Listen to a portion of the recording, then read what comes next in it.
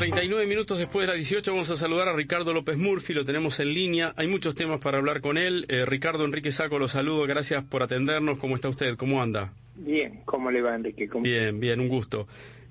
Primera reflexión, ¿no? Buscando siempre un camino que ilumine y no un camino que divida. Este 17A, este banderazo, para aquellos que fueron a la marcha, para aquellos que coincidían y por ahí no fueron a la marcha, para aquellos que eran absolutamente indiferentes o para aquellos que estaban totalmente con una posición diferente, que es toda la Argentina. ¿Qué piensa? ¿Qué deja? A mí me parece que fue impresionante, es decir, la manifestación, aún con los riesgos de salud que implicaba, sobre todo para muchas personas mayores, revela que hay un reclamo muy fuerte, y ese reclamo, en mi opinión, tiene mucho que ver con las cuestiones institucionales, con las cuestiones de que el gobierno se distraiga en temas como la reforma judicial, que obviamente yo tengo un total desacuerdo con ella, pero me parece que el momento actual es un momento para concentrarse en la lucha con la pandemia, en recuperar la educación, en propiciar las mejores formas para que nuestras pymes y nuestras actividades se recuperen, y no para introducir reformas que generan una enorme división en la sociedad, una gran resistencia. Me parece que ayer, de una manera o de otra, lo que se vio en la calle es esa enorme resistencia en defensa de la República. Después está gente que, simpatizando con el reclamo, no por temores a la salud no fue, pero digo, me parece que hay un gran consenso sobre eso. A mí me sorprendió la magnitud. Uh-huh. Hablar con el diario del día siguiente cambia las reglas de juego, ¿no? Porque uno puede hacerlo desde otro parámetro, con otra información. Pero hubo una gran aceptación prácticamente de casi todos cuando se tomó la decisión de la pandemia. Pero después, más allá del cansancio mental, físico, empezó a apretar fundamentalmente la economía. ¿Qué pasa ahí? ¿El gobierno no supo destrabar o flexibilizar a punto? ¿Está a tiempo todavía? ¿O qué hay que hacer para pensar en una economía que empiece a recuperarse cuando todo esto pase? Yo creo que la cuarentena no es un remedio. La cuarentena, en todo caso, es un mecanismo que tiene, por definición, por su mismo nombre, un plazo determinado, y si había algo que hacer era aprovechar ese tiempo para preparar las instituciones hospitalarias, para hacer una campaña de difusión muy grande sobre el distanciamiento social, el uso de tapabocas, de barbijos, de máscaras, si usted quiere, de un énfasis extraordinario en la higiene para enfrentar el virus. Creo que luego habría que haber flexibilizado, como lo hizo Uruguay, apelando a la responsabilidad y actuando sin, digamos, protegiendo la salud, pero sin producir la enorme crisis económica que se ha generado. ¿Y cómo se sale de esto? ¿Qué piensa? Porque hay todavía no se han conocido las 60 medidas que el gobierno está elaborando. Sí. Hay un acuerdo, le aprovecho para preguntarle el acuerdo con la deuda en dólares que va a ser ratificado en estas horas. Hay que salir a negociar un acuerdo por la deuda con el Fondo Monetario Internacional. ¿Desde dónde estamos y hacia dónde podemos ir? ¿O qué se puede hacer? A ver, yo creo que usted fue enumerando cosas que podríamos hacer que nos mejorarían. Yo creo que la resolución de la deuda de jurisdicción extranjera con los bonistas fue un paso positivo. Lo mismo cuando ocurra con la deuda de jurisdicción argentina, va a ser otro paso positivo. Al revés de lo que dice el gobierno, yo creo que si llegaran a un acuerdo muy rápido con los organismos multilaterales sería un paso positivo, como también lo sería que presentaran el presupuesto en tiempo y forma en septiembre del año que viene y tengamos un entramado institucional, que es lo que además obliga a nuestra Constitución, pero que nos dé un marco de referencia. Lo segundo es que por muchas razones el recurso del exterior no vamos a tener, entonces tenemos que tener lo que va a determinar nuestra recuperación son las exportaciones. Tenemos que tener un vigoroso desempeño de las exportaciones, y el otro factor es la recuperación de la acción de las pymes, o sea, de las pequeñas y medianas empresas, de los negocios. Y yo creo que ahí hay que crear un entorno impositivo y regulatorio muy favorable, o sea, algo que facilite el empleo y que tenga algún estatus diferente del modelo laboral tradicional. Algo como lo que dijo Labaña, por ejemplo, para los que están es la ley, y para los que vienen nuevos y puedan reinsertarse en el mercado laboral, ¿podemos hacerlo más flexible? Eso es lo que yo he estado proponiendo hace mucho tiempo, y es verdad que el doctor Labaña ha hecho una propuesta que es similar, pero es básicamente démosle un estatus parecido a la construcción a los nuevos empleados y facilitemos la reincorporación y sobre todo el lanzamiento de actividades y de reempleo en las pymes, que no va a ser fácil, pero por ahí es el camino. Y si sumamos eso a un vigoroso comportamiento de las exportaciones y a un clima, como decíamos antes, de que el gobierno clarifica los parámetros, o sea, sabemos a qué atenernos, qué es lo que quieren hacer, me parece que eso todo ayudaría a bajar la incertidumbre, que es donde está me parece el obstáculo más grande para el futuro. ¿Le teme, Ricardo, a la proyección de la emisión?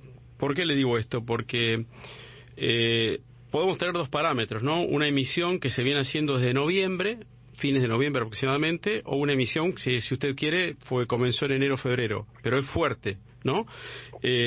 Generalmente en la Argentina el exceso de emisión terminó siendo hiperinflación a los 12, 13, 14, 15 meses.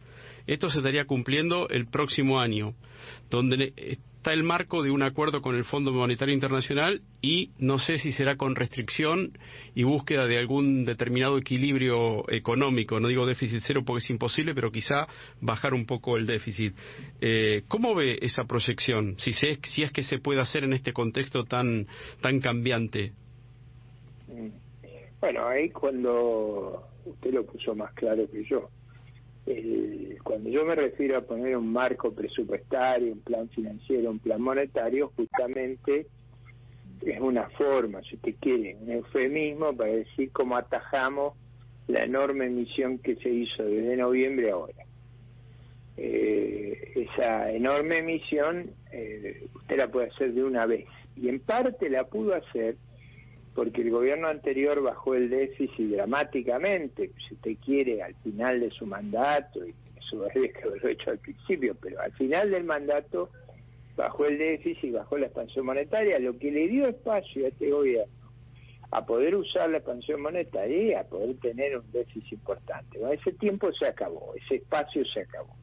Cuando yo digo hay que tener un programa presupuestario, monetario, financiero, lo que estoy diciendo es lo que usted está preguntando. ¿Cómo vamos a hacer para que esta enorme bola de pesos que hay metida en los bancos y en la deuda del Banco Central con los bancos y del Tesoro con el Banco Central no nos estalle? ¿Le preocupa Hay que tener un programa. Sí. Y este programa, yo diría que cuanto antes lo tengamos, menos incertidumbre tenemos. Ese programa va a tener que dar respuesta a los problemas de los desequilibrios que hay en materia cambiaria. O sea, con este cepo, con superávit en cuenta corriente, vendemos dólares todos los días. Algún problema hay, sacó eso. Y por eso le quería preguntar por este cepo, ¿no? ¿Le preocupa si hay mayor restricción o termina siendo necesario este control de la compra de los $200 que se ha manifestado, que todavía no está muy claro? Fíjese usted, ni Uruguay tiene cepo, ni Brasil tiene cepo, ni Paraguay tiene cepo, ni Bolivia tiene cepo, ni Perú tiene cepo, ni Chile tiene cepo.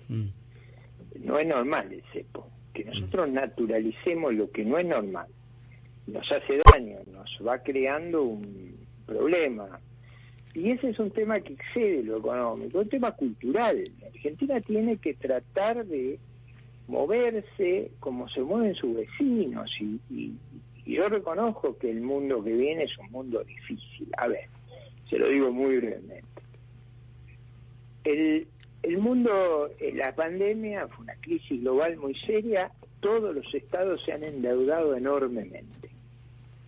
Segundo lugar, nosotros tenemos de arrastre un problema climático a escala mundial que va a obligar a no hacer como con la pandemia, no esperar que ocurra para tratar de remediar, sino prevenir. Y en tercer lugar, tenemos a nivel mundial, en los países más desarrollados, sistemas previsionales en crisis por el envejecimiento, es decir, por un éxito que ha habido en materia de salud, que la gente vive mucho más años, pero eso ha creado un problema en los sistemas previsionales y en los sistemas sanitarios severo.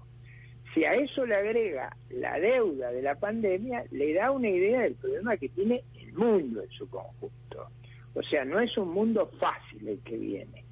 Es un mundo que a veces yo escucho en la Argentina que va a haber oportunidades porque va a haber más estatismo. Pero ¿cómo va a haber estatismo? Si ya los estados están recontra quebrados. El problema va a ser cómo arreglar las deudas que tienen abiertas por la pandemia y las que tienen ocultas por el sistema previsional. Digo, ese mundo tan complejo requiere de nuestra parte racionalidad. Yo creo que esos cepos extremos que no usa ningún país no son racionales. Y eso es una cuestión política, cultural, no económica. Es un ADN. Que parezca normal, lo que en todo el mundo le parece normal, revela nuestra enfermedad. Le ato esto a un concepto que le leí hace muy poquito, creo que el domingo pasado.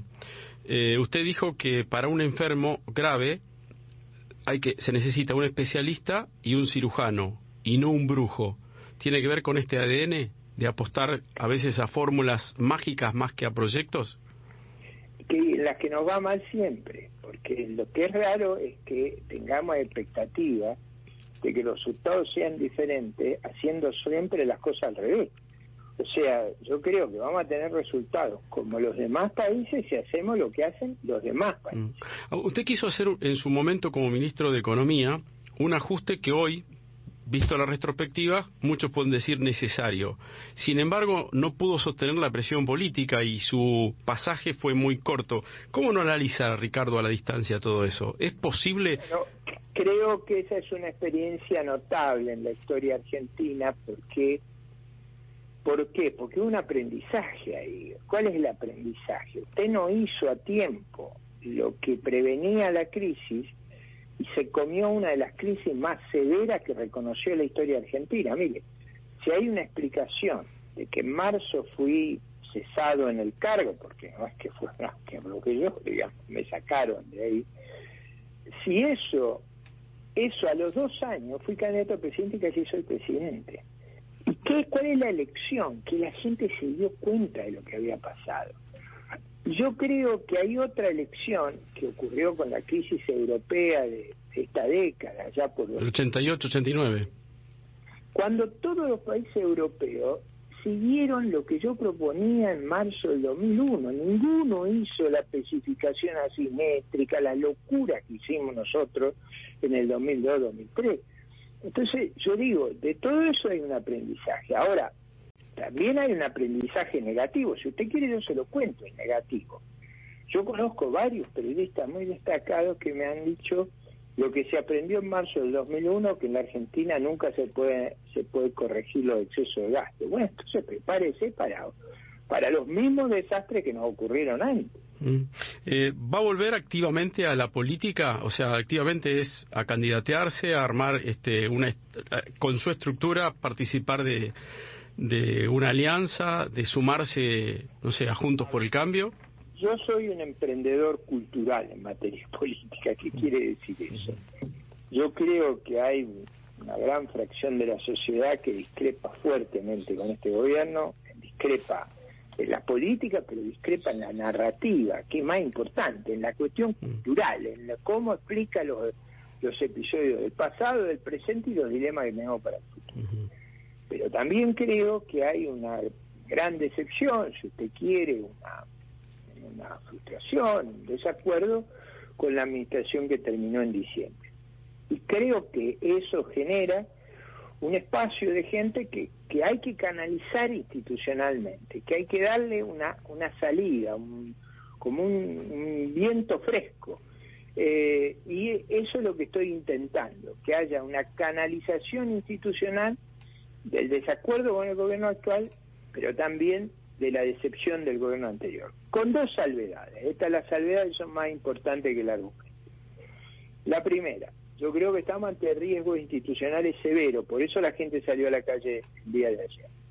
Frente a esos riesgos institucionales, yo he dicho que donde se elijan senadores nacionales, nosotros vamos a trabajar para que haya una fórmula única de la oposición, para no perder un solo senador por parte de la oposición y, si es posible, ganar algo. Segundo, como creo que en el 2021 sería mejor competir y airear las alternativas y que contemos los porotos, que cada cual sepa si los desacuerdos, que las diferencias y las críticas que yo tengo son valiosas o no, mirámosla en la opinión pública en el 21, que no se elige ni presidente ni gobernador, y converjamos en el 23 en una coalición republicana, que obviamente esta es mi prioridad, que se termine el gobierno de los CAI de la campaña. Lo sumo a esta charla para la pregunta con Ricardo López Murphy a nuestro compañero Alejandro Gomel. Ale, te escucha López Murphy. Ricardo, ¿cómo le va? Buenas tardes. Quería preguntarle sobre su opinión sobre lo que pasó en las últimas horas en cuanto a que ha aparecido declaraciones del expresidente Mauricio Macri desde Suiza sobre la marcha justamente de ayer. Hay controversia sobre esto, si era el momento para que el expresidente viaje a Suiza. Ahora, bueno, parece querer ponerse al frente de la movilización de ayer, capitalizar políticamente esto. ¿Qué reflexión tiene con respecto a lo que sucede? Sí, a mí me parece que lo más práctico es estar en la Argentina y enfrentar los temas aquí. Pero digo, yo trato de mirar mis conductas y no me parece que no ayuda a cargar las tintas sobre lo que hacen otros. Yo creo que lo más sano en estas circunstancias es permanecer en el país, pero bueno, cada cual sabrá lo que tiene que hacer. Ricardo, gracias por la charla y gracias por su tiempo. Hasta la próxima. No.